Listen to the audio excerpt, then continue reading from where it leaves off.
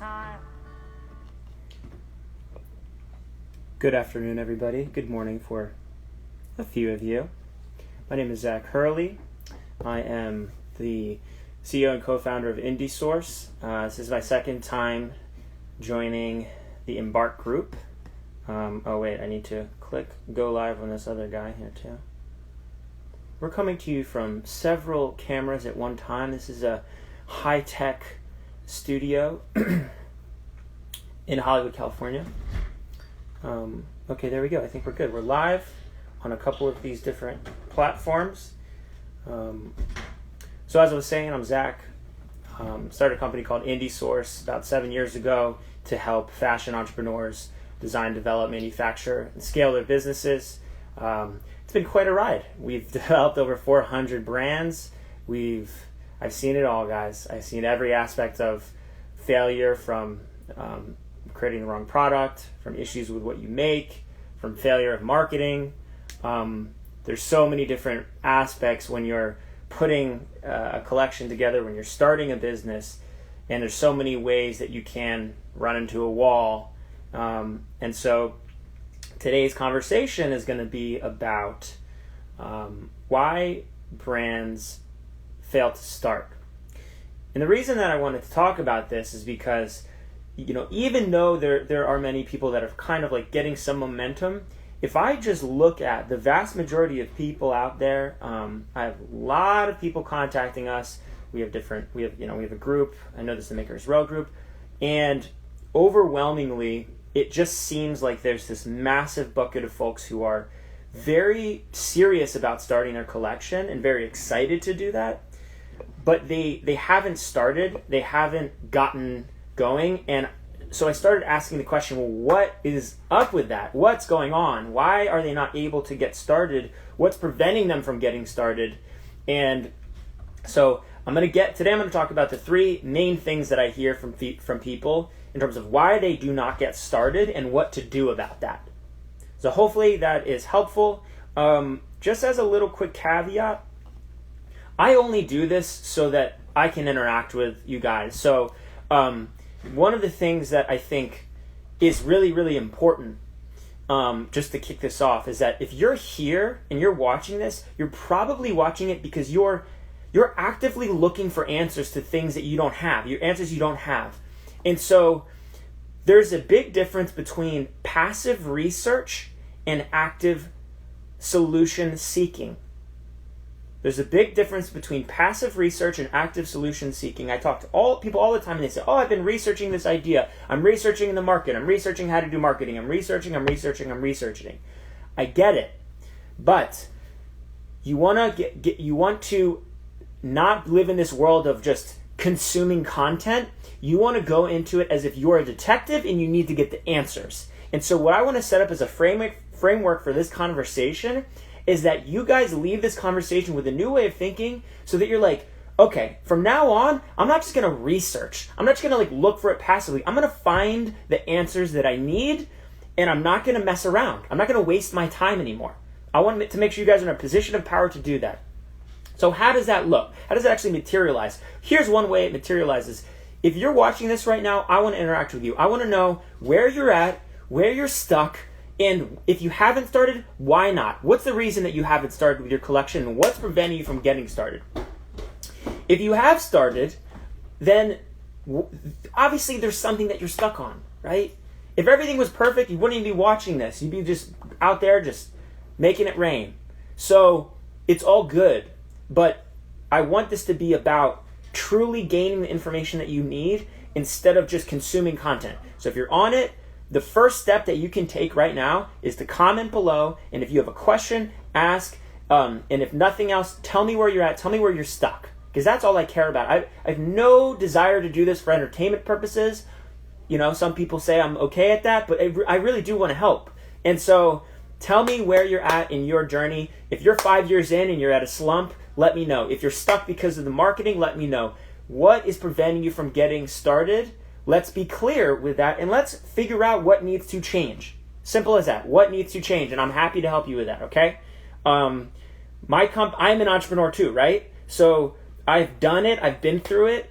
I have been past the initial stage, and we run an organization right now that does multi-million dollars supporting different people too. So I've been through the things you guys have been through, and I just don't want to waste your time or my time. So if you're if you're serious about building your collection, getting to the next level, please let me know where you're at and where you're stuck. Thank you, Ayo Caso. Finding the right manufacturer. Yes, we can definitely talk about that. So anyways, 5 years but not making any money yet. See, this is the kind of stuff. Okay, we got to dig into that. All right, so hit me with some of these questions, and I'm going to go through a little talk right now, and then at the end, I'm going to speak to these because I want to spend more time on Q&A than I do when me just talking. Last bit of advice: if you're going to ask me a question, or if you're going to please be very specific, right? So Treasure Socks, you said manufacturing. What about manufacturing? What exactly is going on? The specificity is so critical when you're trying to figure out what you need to do to overcome a challenge. What specifically is going on? Maybe your manufacturer gave you crappy product. Okay, now we've dialed in that there's this clear issue. We know exactly what we can do to solve it. Let's see if I do want to Embark. If you want to just go ahead and send me the link, I can tag it. I'm on Embark Live. Our team will be on there so that you can book me or talk to the team. But really, this is free. So let's focus on that. Okay, the three reasons that brands do not start. All right, number one, this was actually flipped when my team and I were writing it, but I wanted to put this first. Overwhelm and burnout. Overwhelm and burnout. So I'm going to read you what I wrote, and then I'm going to just add some caveats to it. So number one, here, I'm just going to read this to you. Okay, you can be the leader. You can be the leader, the visionary, and the boss, but you cannot get every task done that needs to be done successfully and launch your apparel line. You need to know when to hire experts, consultants, skilled professionals. You have to know when to delegate and when to let go of control of certain aspects, to trust others to get it done for you once you have given the instructions and put the work in their hands.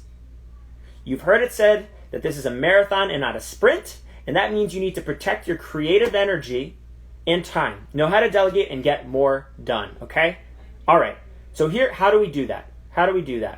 Oh, nice. Okay, hold on, let me pin this because they pin comment. Oh, thank you, there we go. All right, so I pinned the comment so you can see it. All right, how do you prevent yourself from getting overwhelmed? Is you find clarity in exactly what things you suck at and what you're very good at. You just have to be honest. So step number one, you make a list of the things that you suck at, and you have to be honest with yourself. Best advice I could ever give you is you want to ask somebody that you trust and you love to help you with this, because they'll be honest. Sometimes we think we're good at things that we're not very good at. So don't take it personally. Get real information from them. You want to create a list of the things you're not so good at. Create a list of the things that you're really good at. Maybe you did go to fashion school, and so you actually have the ability to source fabrics. You actually have the ability to make patterns, to do samples. That's going to reduce your development costs, obviously, and that's great. So now you save some money there. Use that, invisible money that you just saved to invest in the marketing team that's going to help with your distribution and getting the word out about what you're selling, okay? Having these lists is critical. Maybe it's the opposite. Maybe you're really, really great at sales, and you can go door to door, pounding on the doors, talking to nowadays different online boutiques, or setting up partnerships with influencers. I mean, all the different things you could do as a great salesperson. There are many, many, many things, but you're not going to run around trying to learn how to sell. It doesn't make sense. Why would you try to figure out how to source fabric when you've never done that before? Why would you try to figure out how to make patterns? I mean, these things don't make any sense. This is stuff that people spend years and years and years, like decades of their lives doing. One of the ways that I kind of compare it to, it's like people, I like to compare it to home, like building a home. So, for example, if you have never built a house before, it doesn't make sense that you would start and just create, just start laying cement. Right? You'd be like, okay, I gotta find a contractor. I gotta find somebody who really knows this stuff inside and out and is gonna build me the perfect house. Now, this is even better than a house because oftentimes a house is, unless you're putting people in it, is not a good investment. The whole point here is you're investing in something that will produce money for you down the road. Okay? So get clear on the things that you're very good at. Be honest with yourself about what you're not good at.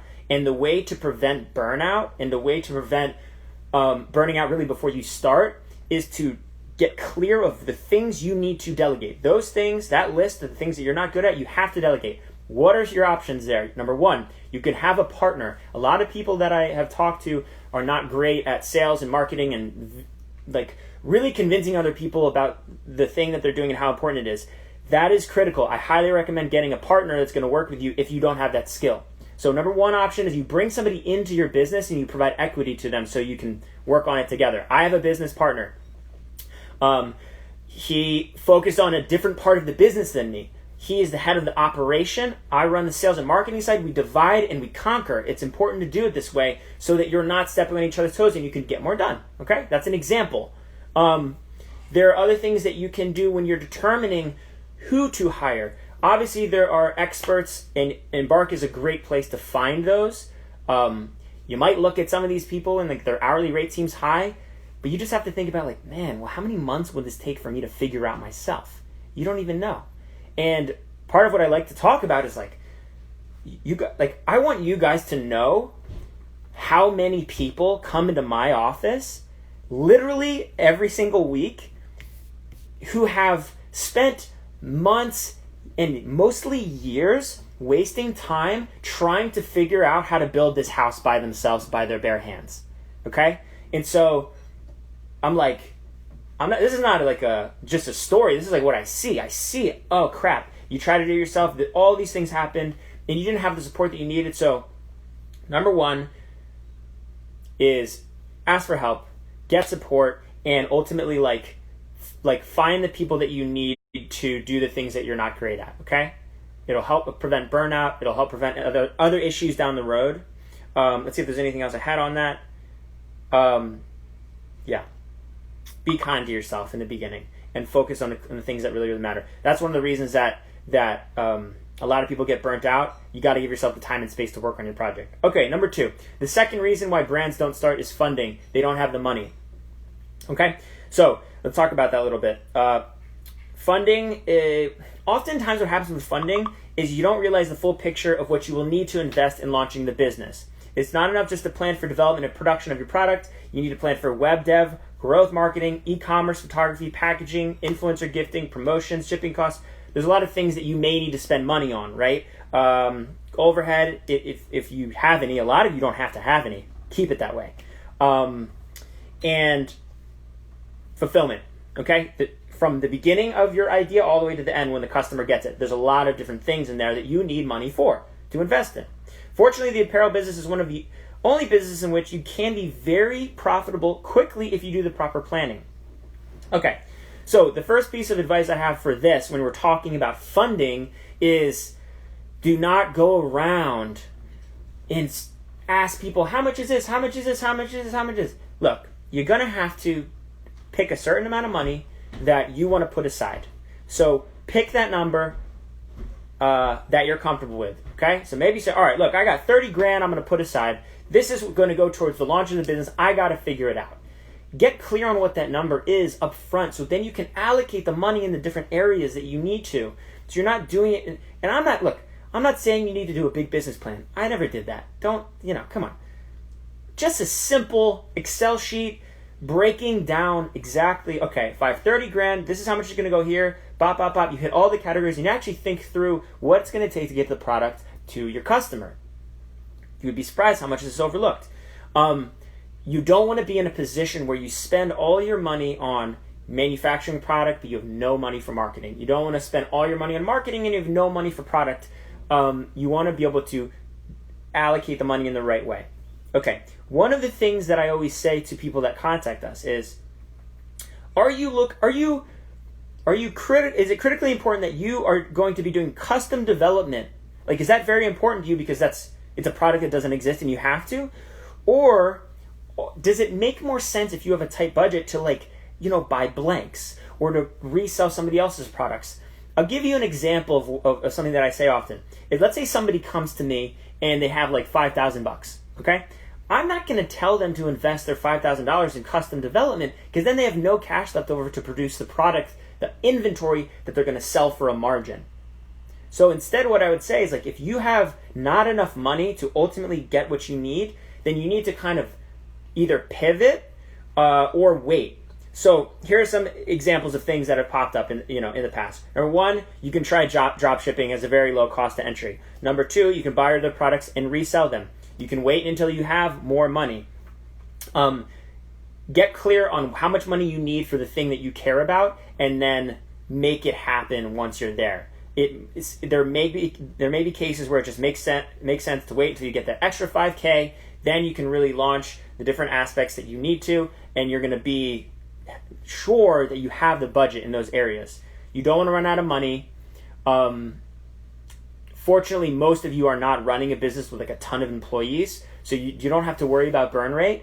It's always best to keep your overhead as low as possible in the beginning, because then you only have to focus on the margin, the cost of goods, how much does this stuff cost, and how much profit, and then basically how much money for marketing to acquire that customer. Those are the things you have to focus on. So what are some of the things you need no matter what? You need to have a website. You need to run some ads and get the product promoted. Some of you do have the ability to, connect with other influencers. Some of you are influencers and you have great audiences. Kudos, but trust me, you want to run some ads, especially if you are an influencer, because you are not reaching your whole network by any means. I mean, you're not even coming close organically. So you're going to want to actually run ads. It's the most targeted thing you could possibly do, and get in front of the people to get the information that you need.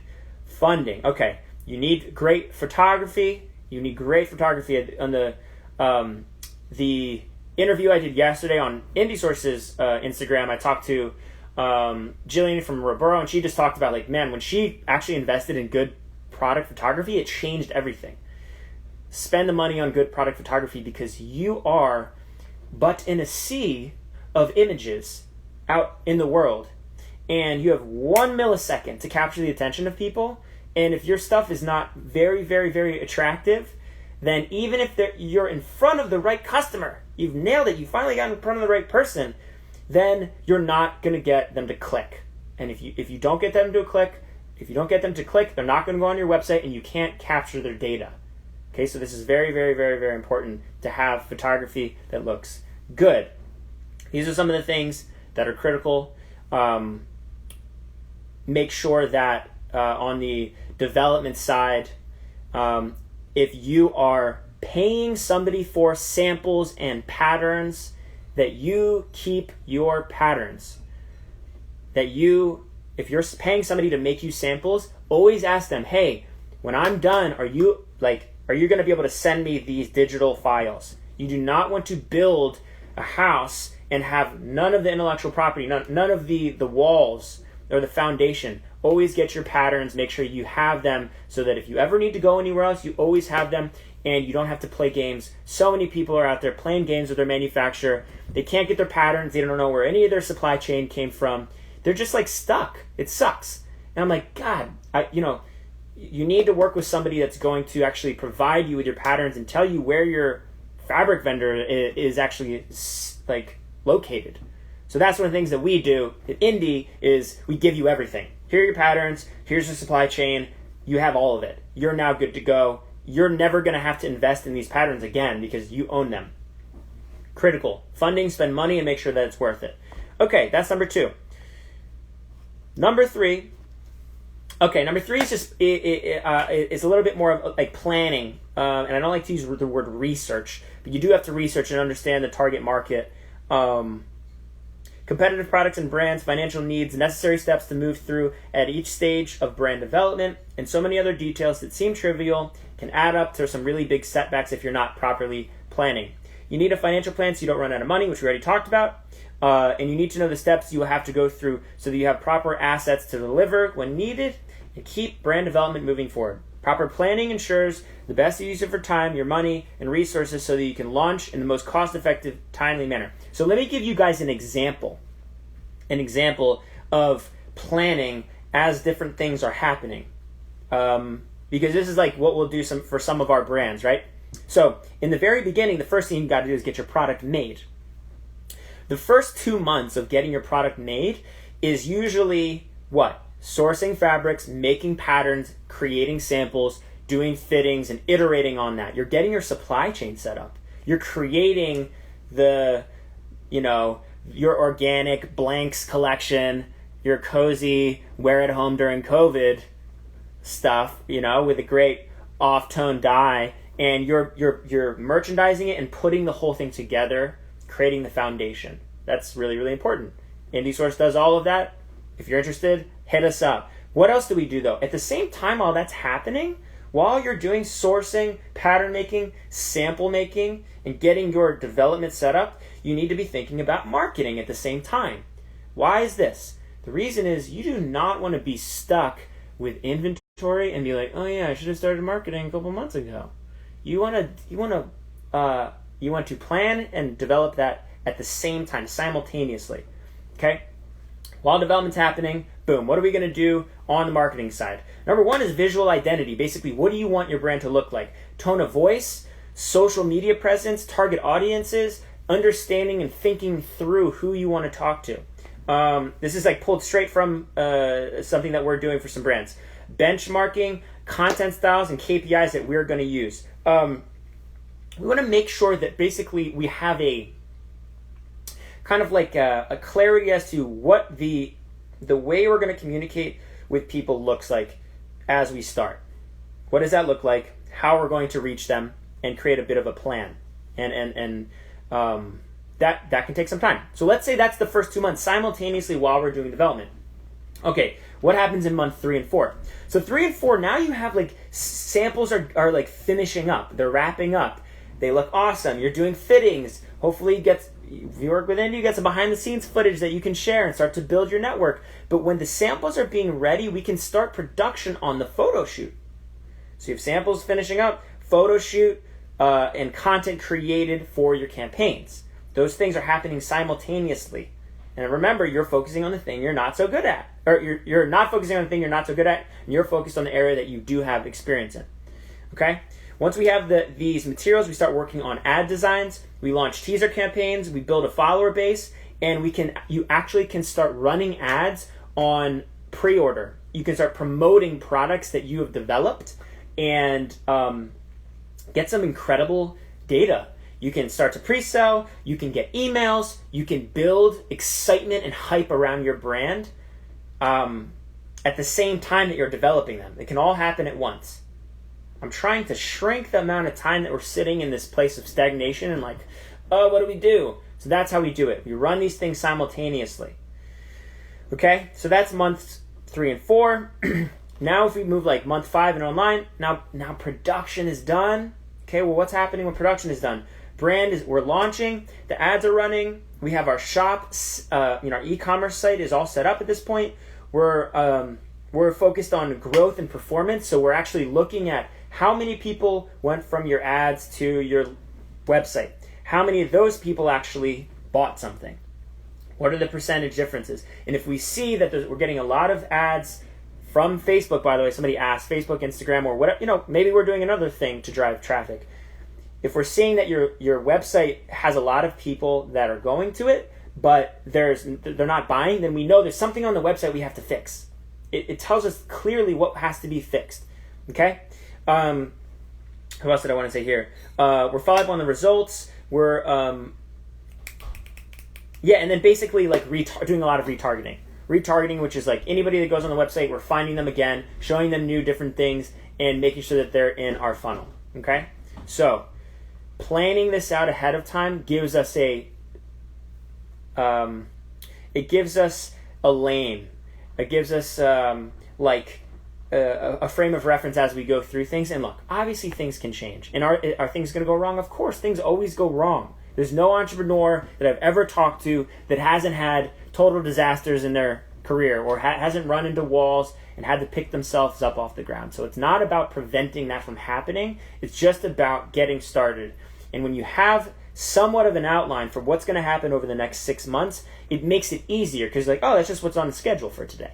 You wake up, you're like, oh yeah, today we're doing a photo shoot. You wake up, oh, okay, today we're gonna get our ads account set up. Today we're gonna do a fitting. We're gonna go to IndieSource, we're gonna do our fitting, and we're gonna try everything on. We're gonna give feedback on the fit of the garments, and then they're gonna adjust what it is that they're making for us. And then while they go and adjust it, we're gonna have that call with the influencer who's going to promote our stuff during the launch. You guys getting like the flow here that I'm talking about? Creating that bit of just a tentative plan for product creation and marketing distribution. It'll allow you guys to be in a position where you're just crushing it. Okay? Those are the 3 things that I had. I mean, yeah, we're at 26 right now, so I got a few minutes to talk to you guys about anything that you're dealing with. Like, hit me with, like, make this worth your time. So hit me with some questions. I'm going to scroll through back to the beginning because a bunch of people said some stuff. But hit me with some questions and I'll answer right now.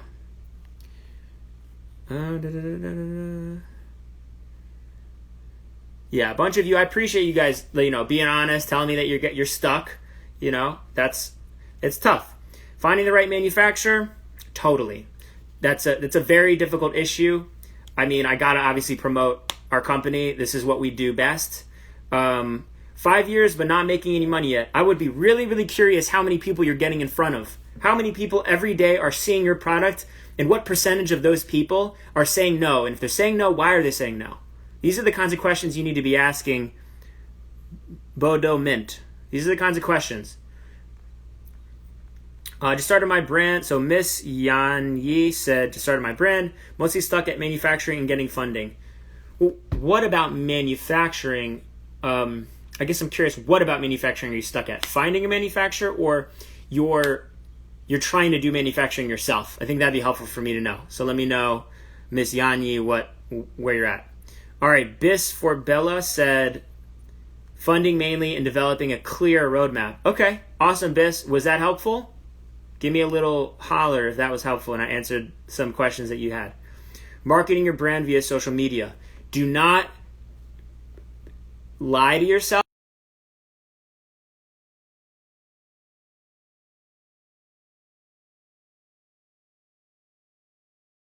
So, I mean, that's my main advice for that. Too many people are just doing that. Obviously, look, it can work for some people, but it's just not realistic. Spend targeted dollar amounts in different platforms if you want to test out, see what works best. But let's not kid ourselves here. Okay, F-E-C-I-T, self-visit. Okay, said how to sell my brand, how to get a buy for boutique or store. Okay, Self, literally, you got to be honest. How many people have you shown your stuff to? And if you haven't shown it to at least 100 people, you haven't gotten enough stats on it. So that's how you got to sell your brand is knock on doors. What's up? A lot of boutiques right now are naturally going to go out of business if they don't put up an online store. So think about this. What a great opportunity you have to contact a bunch of these boutiques that are putting up websites right now and make sure that you're on their site. You can get them to buy, but in the beginning you can do drop shipping for these stores. You can do drop shipping for so many different online boutiques. It's one great way to get started. All right, who else? What if you do not have the income to hire help? Yeah, look, realistically, starting a product business takes capital. If you want to be a barber, you just need some scissors. It's a service. If you want to start a clothing line, you need capital. There's not really any way around it. I had mentioned a couple of other things you can do. You can do some drop shipping, but to have no capital at all is tricky. And you would have to be very, very clever with how you tackle that question. All right. Runway Rocks, thank you. Appreciate the love. All right, who else? What's your advice for raising capital? Look, you're not going to get money from any sort of serious entity if you don't have any sales history. So one of the reasons is it's so good to get some sales history, even if you're not profitable. Having sales history shows lenders that you're onto something. Yeah, so I mean, it's worth generating revenue just so you can be in a position to get more cash. What's included in the tech package? Tech pack has your bill of materials, your pattern cards, your costing sheets. The tech pack is the digital representation of your garment, each garment that you have. Oh crap! I just realized I I put you guys down here. I'm so sorry. All right. I'm being a noob here with the cameras. Okay. Your tech pack is your visual representation of every aspect of a garment, and that's going to be the thing that ultimately you keep and never changes. It's the language that tells the manufacturer exactly what you want to make. Okay, cool. That's that. I'll say, but I should ask my manufacturer for my handbag patterns. Yes, always ask your manufacturer for your patterns.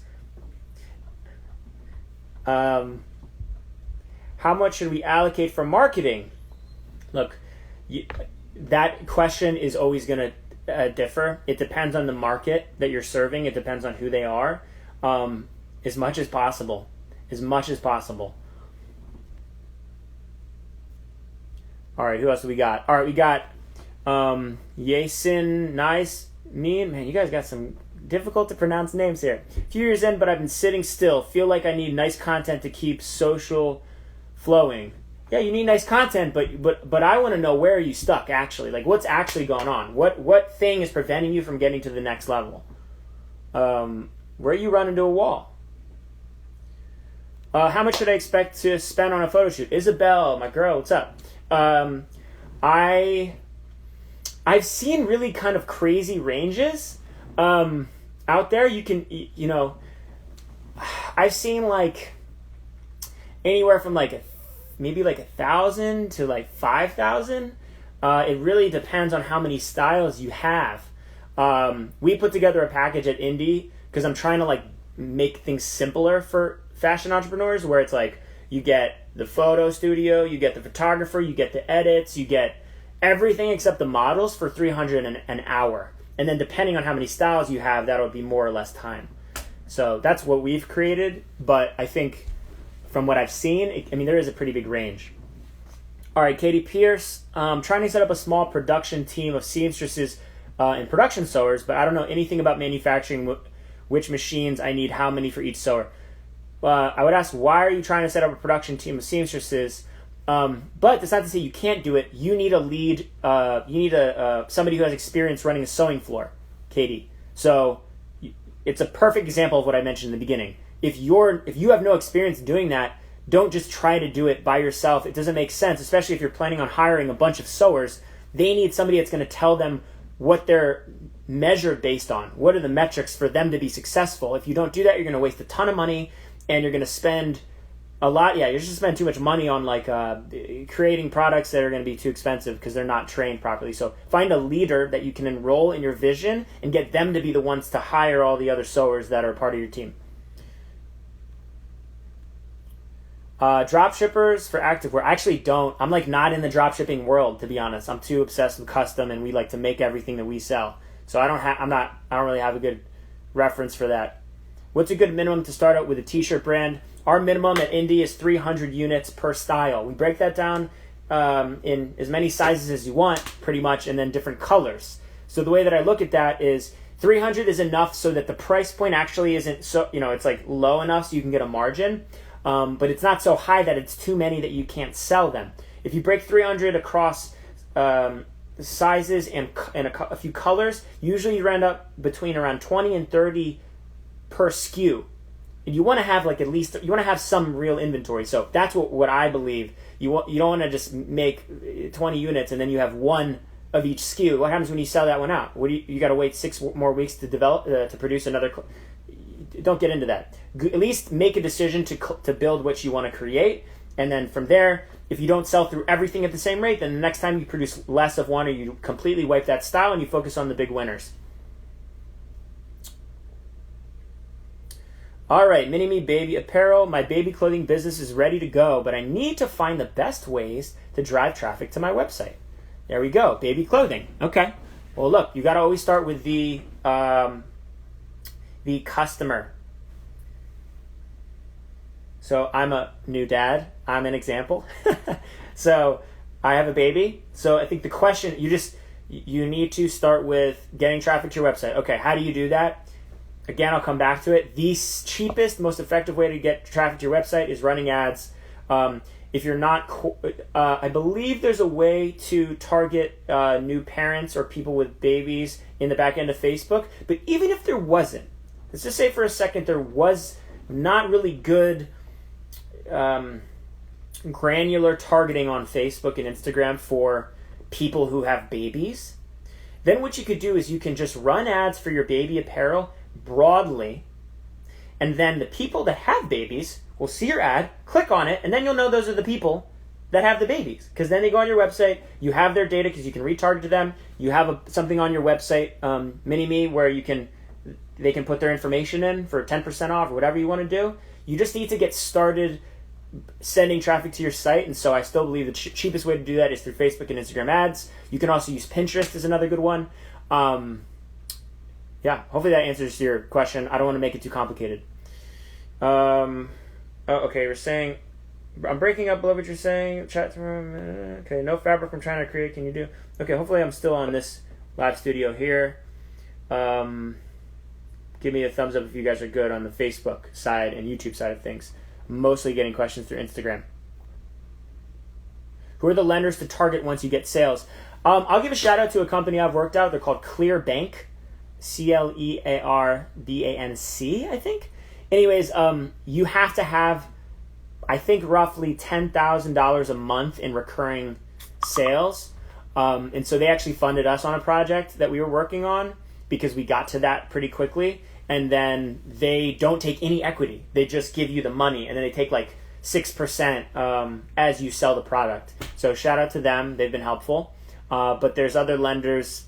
I recommend highly getting a line of credit for your business once you have some cash, or once you have kind of some history, because we have one. You use the money, and then when you don't need it, or like when basically you pay yourself back. So it's only really charging interest while the money is out of the pot. So then once you get the money, you put it back in, you pay off your line, but you still have access to that capital. Businesses need capital. They need cash. And so if you're working with, especially if you're in wholesale business, cash flow is tight in a wholesale business because people want to pay when they receive the product, but you got to invest all this money to make it. So having a line of credit, you use that money, produce the stuff, send it to them, and then when they send you the money, you pay off your line of credit. All right. Thank you, Donnie Zaster. I appreciate it. Oh, man, we're getting a lot here. How do we work with Indie? IndieSource.com. Hit us up. We got a full team there ready to rock. We obviously have Instagram and all those channels as well. And Makers Row. We have a Makers Row page too. So find us on Makers Row also. Does IndieSource design custom children's clothing? Yes, we do lots of children's clothing. Lots of kids' clothing. Okay. All right. I think I just finally got through everything. Let's see. Is there anybody else? No fabric from China or Korea. Yes, you can do. Gianna Jackson asked, is it possible to source and create a line that's fully USA made so like the material doesn't come from China? Absolutely. There's tons of fabric that's made in Los Angeles, 5 minutes from our office. We work directly with the mills and we can produce custom fabric for you. It takes 4 weeks. You got to make at least 1,000 yards, or a lot of it's just in stock. There's going to be a lot more knit fabric in the United States than woven. Most of the woven fabric comes from China and Korea, but there's definitely some vendors that you can work with. Right now we're doing a lot of PPE. We're making masks and gowns that's non-woven material, and working with hospitals and some people that need masks. So yeah, check out our mask. Like on our site, we have different masks for sale too. We're doing a buy one, donate one, and have done, I think we're like 14,000 donated. So yeah, that's, again, just trying to be a part of the solution here in the U.S. See if there's anybody else.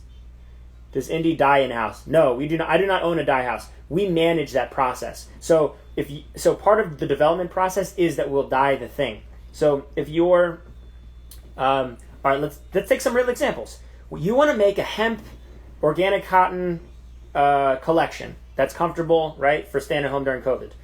The fabric is in the market, PFD. That means it's prepared for dye, but it's not dyed yet.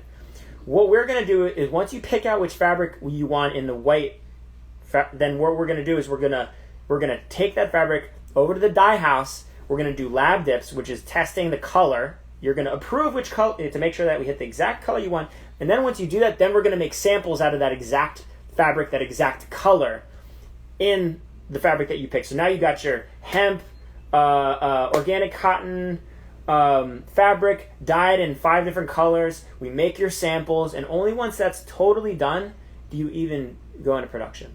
So yeah, we're all about taking it one step at a time. Development first, production after. Production should be very, very easy if you do development right. Living in Vegas has opened up better opportunities to be closer to design houses. Yeah, totally. I mean, right now, our kickoff meetings, if you're interested in working with IndieSource, you can speak to one of our brand consultants, go through your specific situation, go through what's happening